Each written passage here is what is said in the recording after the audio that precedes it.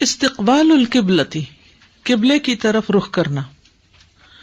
والعبد کان فی حال غفلتہ کالآبق من ربہ، اور بندہ اپنی غفلت کی حالت میں ایسا ہی ہوتا ہے جیسا وہ اپنے رب سے بھاگا ہوا ہوتا ہے، بھاگے ہوئے غلام کی طرح ہوتا ہے.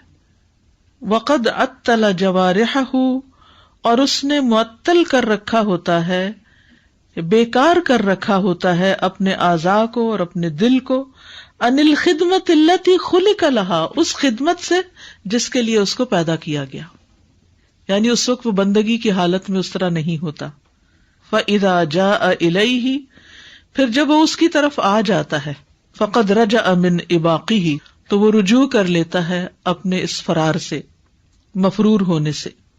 فَإِذَا وَقَفَ بَيْنَ يَدَيْهِ مَوْقِفَ الْعُبُودِيَّةِ، پھر جب وہ کھڑا ہوتا ہے اس کے سامنے عبودیت کے مقام پر، وَالتَّذَلُّلِ وَالْإِنْكِسَارِ، اور ذلت اور انکساری کے ساتھ، فَقَدْ اسْتَدْعَى عِطْفَ سَيِّدِهِ عَلَيْهِ، تو وہ متوجہ کر لیتا ہے شفقت کو اپنے آقا کی اپنے اوپر، یعنی اپنے رب کی شفقت یا رحمت کو متوجہ کر لیتا ہے. وَإِقْبَالَهُ عَلَيْهِ بَعْدَ الْإِعْرَاضِ، اور اعراض کرنے کے بعد وہ اپنے آقا کی رحمت اور شفقت کو اپنے لیے حاصل کر لیتا ہے. یعنی نماز سے فارغ ہو کر جب ہم دنیا میں پڑ جاتے ہیں تو اللہ کو کم ہی یاد کرتے ہیں، پھر جب نماز کے لیے بلایا جاتا ہے حی علی الصلاح حی علی الفلاح، پھر واپس آتے ہیں اور اس طرح پھر اپنے رب سے اس کی رحمت اور شفقت طلب کرتے ہیں.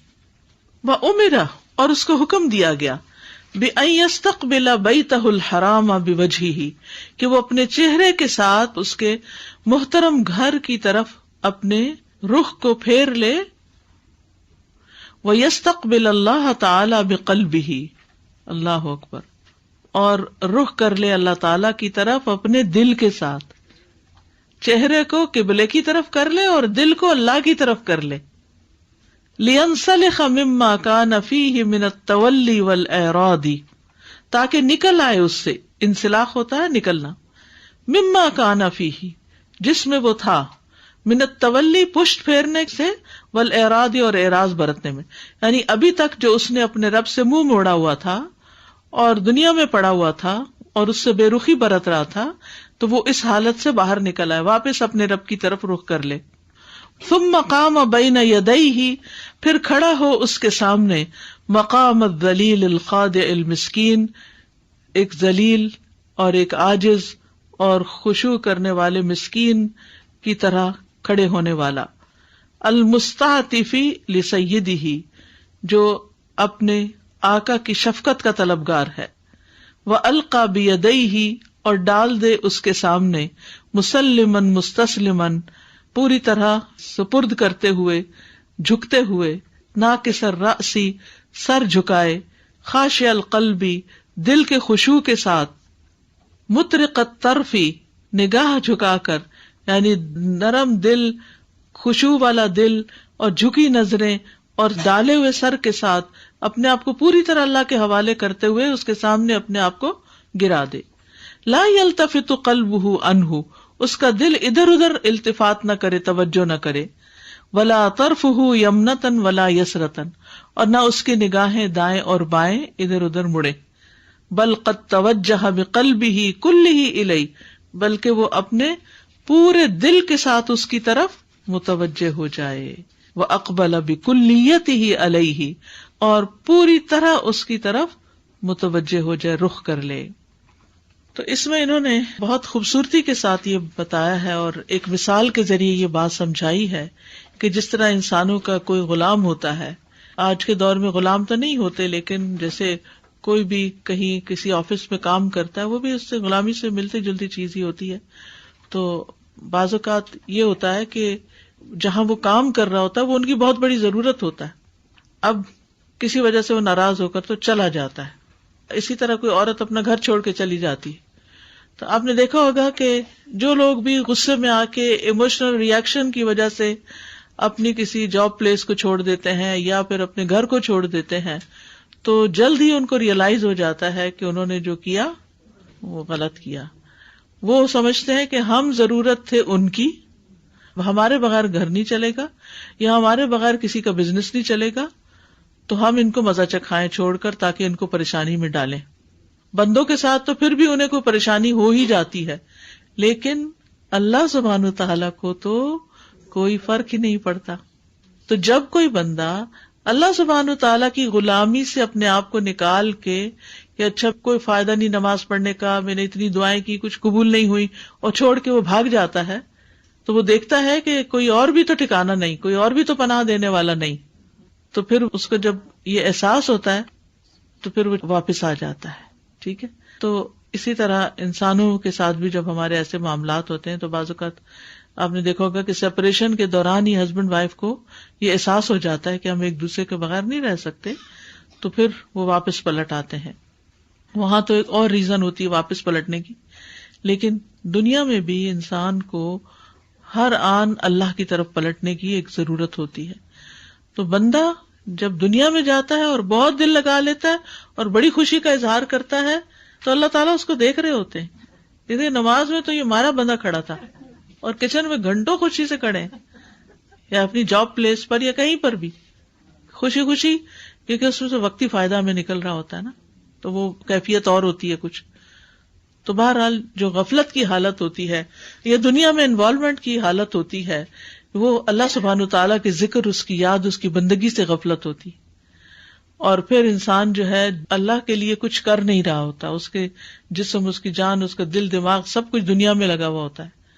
تو پھر جب نماز کا وقت آتا ہے، واپس آتا ہے، تو ایسے ہی آتا ہے جیسے کوئی بھاگا ہوا غلام، اور پھر وہ عبودیت کے مقام پر تذلل اور انکساری کے ساتھ اپنے رب کے سامنے کھڑا ہو جاتا ہے اور اپنے رب کی رحمت کو پکارتا ہے اور اس کی توجہ کو حاصل کرتا ہے، اور اس کے لیے وہ قبلے کی طرف رخ کرتا ہے اور اپنے دل کو اللہ کی طرف متوجہ کر لیتا ہے، تاکہ ابھی تک اس نے جو اعراض برتا تھا یا اللہ سے دور تھا یا غافل تھا، وہ واپس اپنے رب سے کنیکٹ ہو جائے، اور پھر پوری طرح خشوع و خضوع کا اظہار کر کے مسکین بندہ بن کے اپنے رب کی رحمت تلاش کرتا ہے.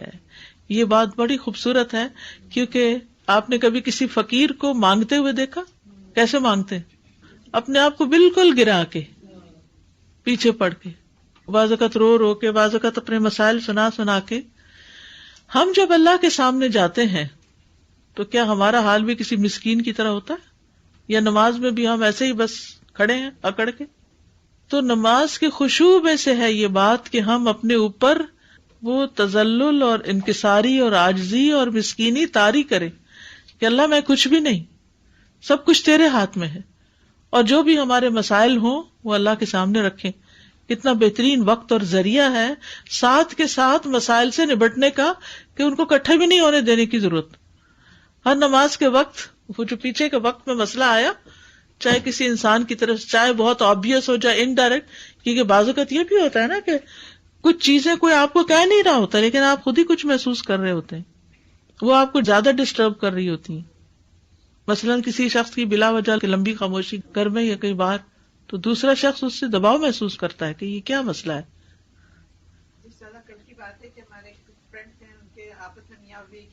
سالوں سے بات، مطلب رہتے تو ایک ہی گھر میں ہیں، لا حول ولا پھر ہم سب چلے گئے ان سے وہی کہ بھائی تم اپنے آپ کو کر لو. تو یہ طویل خاموشی کی بات کہہ رہی تھی میں، آپ نے جو کی اس کو بالکل مجھ کو ایسا لگا کہ کل یہی تو ہمارے ساتھ میں ہم لوگ ان کو سمجھا رہے ہیں کہ یہ کیا ہو، کیونکہ وہ بہت بڑا ٹارچر ہوتا ہے. ٹارچر. تو پھر انسان وہی نا کہ اللہ سے جا کے باتیں کرتا ہے. چلے کبھی ٹیمپریری ہوتا ہے، کوئی وقتی طور پر ہسبینڈ کا موڈ آف ہے یا کسی بچے نے بہت ستایا ہے یا کچھ، تو پھر انسان جا کے تھوڑا اپنے رب سے باتیں کر کے اپنے آپ کو کمفرٹیبل کر لیتا ہے. تو اتنی خوبصورت چیز ہے، اتنی بہترین یہ عبادت ہے نماز کی کہ جس میں انسان مسکین بن کے اپنے رب کی شفقت اور رحمت طلب کرتا ہے. اب دیکھیں ماں اپنے بچے کی طرف کب متوجہ ہوتی ہے اور کس دل کے ساتھ متوجہ ہوتی ہے؟ پھر جب وہ سسکیاں لے لے کے رو رہا ہوتا ہے یا اس کو کوئی چوٹ لگ جاتی ہے یا پاؤں پکڑ لیتا ہے یا آپ کے سب چمٹتا اور آپ کہتے پرے ہٹو، پھر آپ کا دل نرم ہو جاتا ہے، پھر آپ بھی مائل ہو جاتے ہیں. پھر تو بہرحال جو انسان کی عاجزی ہے نا بندوں کے ساتھ، یا خاص طور پر اپنے رب کے ساتھ، بندوں کے ساتھ پھر بھی مطلب کے وقت بندے عاجز بن جاتے ہیں، اپنی مسکینی ظاہر کرتے ہیں، لیکن اللہ کے سامنے وہ مسکینی نہیں ظاہر کرتے کہ یا اللہ میں فقیر ہوں اور تو ہی مالک ہے اور سب کچھ تیرے اختیار میں ہے. تو یہ بڑا ضروری ہے. یعنی دیکھیے اس میں نبی صلی اللہ علیہ وسلم کی مثال بہترین مثال ہے کہ جنگ بدر کے موقع پر کس طرح دعائیں کر رہے تھے, رو رو کے اور اتنی عاجزی اور انکساری کے ساتھ کہ حضرت ابوبکر نے پیچھے سے پکڑ لیا اور کہا کہ بس اب بس بہت ہو گئی. حالانکہ آپ اللہ کے نبی تھے اور اللہ نے مدد کا وعدہ کر رکھا تھا, لیکن اپنی کمزوری اور اپنی بے بسی, طائف کے موقع پر آپ کے ساتھ جو ہوا تو اس وقت آپ نے اپنی بے بسی اور کمزوری کا اظہار کس طرح کیا. تو ہمارے بھی روز ہی کوئی نہ کوئی مسئلہ کہیں نہ کہیں سے کچھ نہ کچھ نکل ہی آتا ہے. ایسا ہم مسائل کا حل کس طرح کرتے ہیں بتائیے؟ یعنی جب ہمارے ساتھ کوئی کرتا ہے نا تو ہم اس سے بڑھ چڑھ کے کر کے سمجھتے ہیں مسئلہ حل ہو جائے گا, اور نماز میں زیادہ سے زیادہ یہ کہ وہ یاد کر کے رو لیں گے یا پریشان ہوں گے یا دماغ ادھر ہی الجھا ہوا ہوگا. اللہ سے کنیکٹ نہیں کرتے, اس سے مدد نہیں مانگتے. حالانکہ یہ جو ہم کہتے ہیں نا ایاک نعبد و ایاک نستعین, یہ ان ساری چیزوں اور ان سارے مسائل میں اللہ سے مدد مانگنی ہوتی ہے. ہم نے کوئی بیمار ہو جائے اپنا پیارا, کوئی تکلیف میں ہو, کوئی ذہنی پریشانی میں مبتلا ہو, کوئی گھریلو, کوئی مالی, کسی کی جاب چلی گئی, کسی کا کچھ, تو انسان رو کے اپنے رب کو پکارے, اپنے لیے بھی اور کسی اور کے لیے بھی. لیکن یہ عاجزی اور یہ جو اللہ کی رحمت کو پکارنا ہے اور جو طلب کرنا ہے اور جو اپنے آپ کو چھوٹا ظاہر کرنا ہے, یہی تو عبودیت ہے اصل میں. اسی لیے تو زمین پہ ناک رکھ دیتے ہیں اپنی, اسی لیے تو اپنے پورے اعضاء کے ساتھ جھکتے ہیں. اور پھر خصوصاً قبلے کی طرف رخ کرنا علامت ہے فوکس ہونے کی, کہ پوری طرح متوجہ ہو جاؤ. یعنی پہلے ہم ادھر ادھر, یمنا یسرا, یمنا یمین سے, یسرا یسار سے ہے, تو یعنی جب دنیا کی طرف متوجہ ہوتے ہیں تو کبھی کچھ کر رہے ہوتے ہیں, کبھی کچھ, کبھی ایک ٹانگ ادھر ہے ایک ادھر, بھاگ رہے ہیں. پھر جب نماز پڑھتے ہیں, چاہے گھر میں پڑھیں, چاہے مسجد میں پڑھیں, چاہے کسی سفر میں پڑھیں, کہیں بھی, تو ہمیں وضو کروا کے قبلے کی طرف رکھ کر کے فوکس کر دیا جاتا. کتنی تھکاوٹ اتر جاتی ہے, سب کچھ پیچھے چھوڑ دو اس کو. کتنی اللہ کی محبت ہے اور رحمت ہے کہ اس نے یہ نماز کا طریقہ ہمیں دیا. یہ بھی ہو سکتا تھا اللہ تعالیٰ کہتے کہ اچھا ٹھیک ہے, وہ کچن میں کام کرتے کرتے ساری نماز زبان سے بول لو اور وہ ساری ہو جائے گی. یہ بھی ہو سکتا تھا. آفس کی کرسی میں بیٹھے ہو, بیٹھے بیٹھے سب کچھ پڑھ لو, بس نماز ہو جائے گی. نہیں, چھوڑو سب کچھ, چھوڑو جس چیز نے تمہیں پریشان کر رکھا ہے, اور آ جاؤ میری طرف اور قبلے کی طرف رخ کرو. یہ قبلے کی طرف رخ کرنا بھی اور یہ جو فوکسڈ ہونا ہے, یہ بھی ایک نعمت اور رحمت ہے اللہ کی. ایک ایک حالت اور ایک ایک وہ جو ہے نا, پیچھے آپ پڑھ چکے ہیں, مختلف حالات اور مختلف جو اوقات ہیں ان میں جو کچھ پیش آتا ہے اس کے مطابق ایکشنز جو ہمیں بتائے گئے ہیں, یہ سارے بہت پرفیکٹ ہیں. ایک چیز تو یہ کنیکشن کے جو آپ نے کہا نا قبلے کی طرف ری فوکس ہونا. استاد جی نیویگیشن سسٹم جب ہم فالو کر رہے ہوتے ہیں ڈرائیو کرتے تو تھوڑا سا اگر آپ اپنی ڈائریکشن پہ ہی جا رہے ہیں, لیکن لیٹس سے آپ نے گیس کے لیے آپ نے گاڑی روک لی گیس اسٹیشن, تو وہ فوراً آتا ری سینٹر ایک دم سے, even if you sort of getting back there recentre. تو یہ وہ ری فوکس ہے, کیونکہ میں سوچتی ہوں کہ زندگی میں دنیا میں ہمارا سفر آخرت کی طرف ہی ہے نا, تو ہم اللہ سبحانہ تعالیٰ کی طرف جاتے جاتے ادھر ادھر جب ہو جاتے ہیں, تو اللہ سبحانہ تعالیٰ نے دن میں 5 دفعہ اس کو مینڈیٹوری کر دیا کہ ری سینٹر, کم بیک, رائٹ. سبحان اللہ. استاذہ مجھے 2 پوائنٹس میرے ذہن میں آ رہے تھے.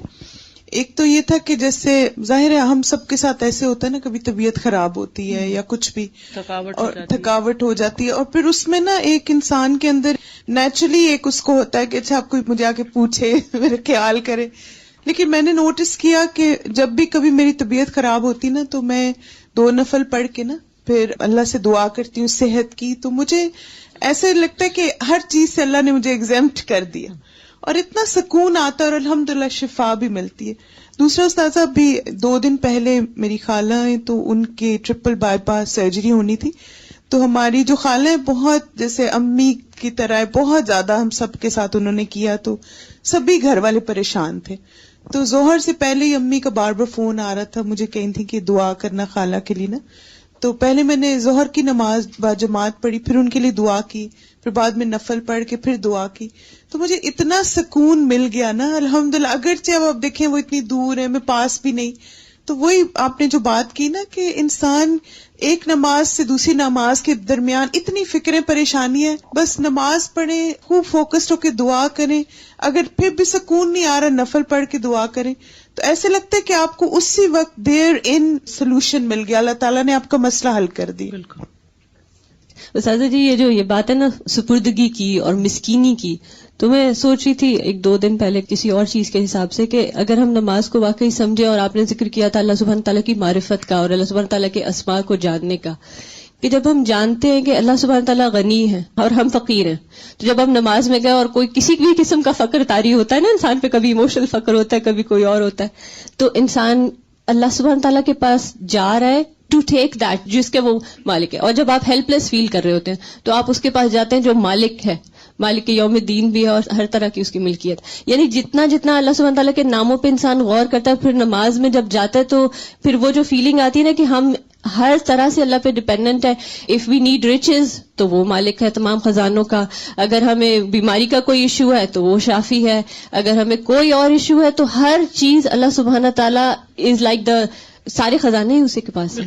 یعنی نماز سے پہلے کے وقفے میں جتنے بوجھ ہم پر پڑ جاتے ہیں، چاہے وہ باتوں کے یا کسی جسمانی تھکاوٹ کے، وہ نماز میں جا کے ایسا لگتا ہے سارے آف لوڈ کر دیے، سب اتار دیے. جی. اور جو پچھلی کلاس میں تھا نا استاذہ جی کہ نماز ہمیں اسپرچولی نرش کرتی ہے، اور ہم جا کے جیسے تری پاتے ہیں، جب خشک ہو جاتے ہیں، قحط زدہ ہو جاتے ہیں اور جا کے تری پاتے ہیں، تو وہ مجھے خیال آ رہا تھا کہ ہر طرح کی خشکی ہوتی ہے اور ہر طرح کی تری اللہ سبحانہ تعالیٰ سے ہی لی جا سکتی ہے. بالکل.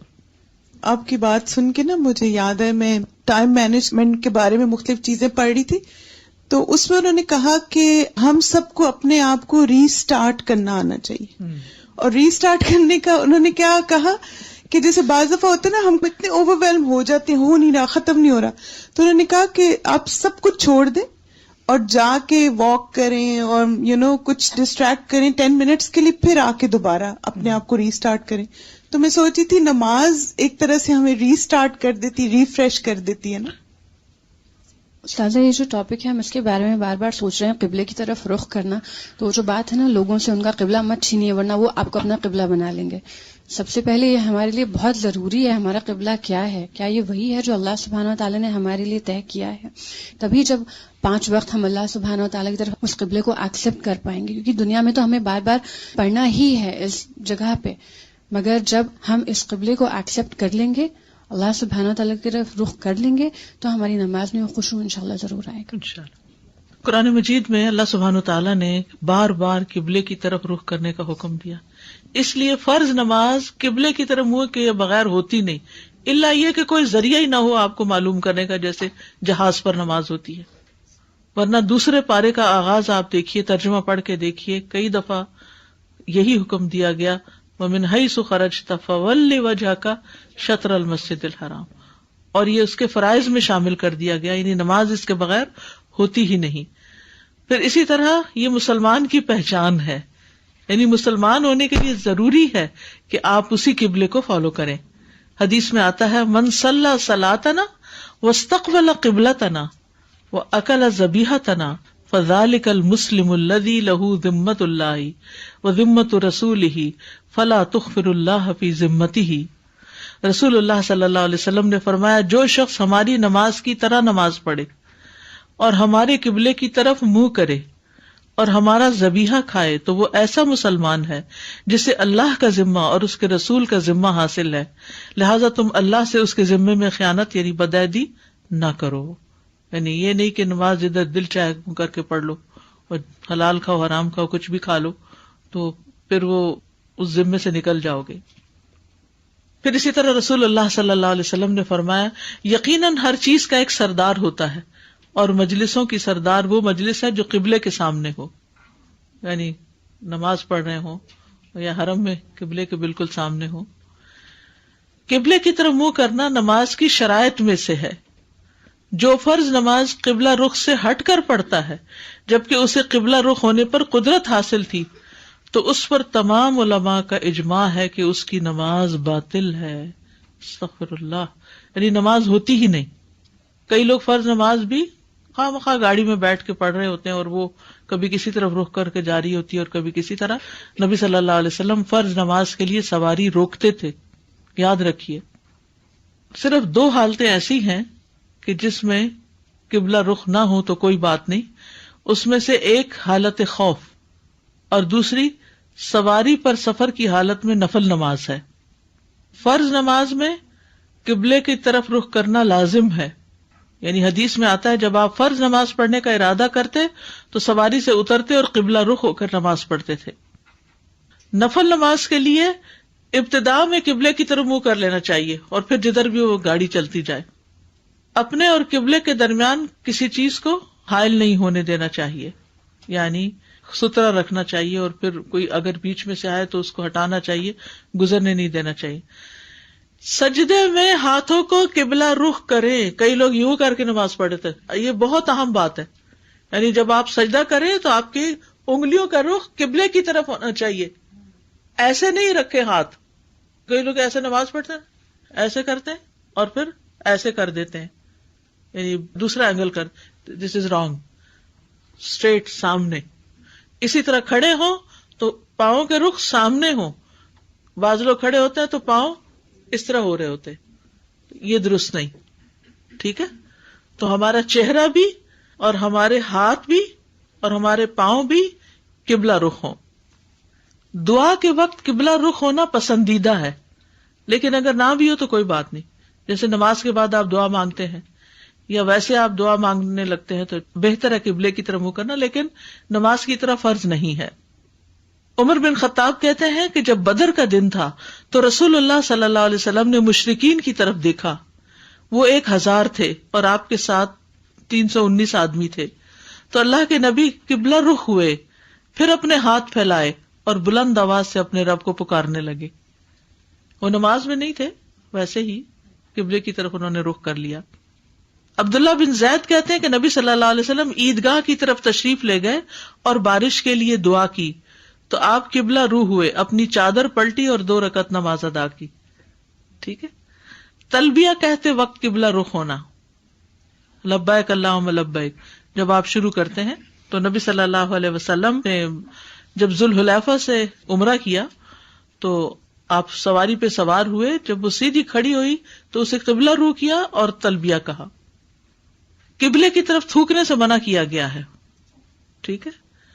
قضاء حاجت کے وقت قبلے کی طرف رخ کرنے کی ممانعت ہے، ناپسندیدہ ہے. یعنی اسلامی ملکوں میں تو جب ٹوائلٹ وغیرہ بناتے ہیں تو کموڈ ہوتا ہے، اس کا رخ قبلے کی طرف نہیں کرتے. تو بیت الخلاء میں بھی قبلے کی طرف منہ نہیں کرنا چاہیے، الا یہ کہ کوئی رخ بنتا ہی نہ ہو، مجبوری ہو.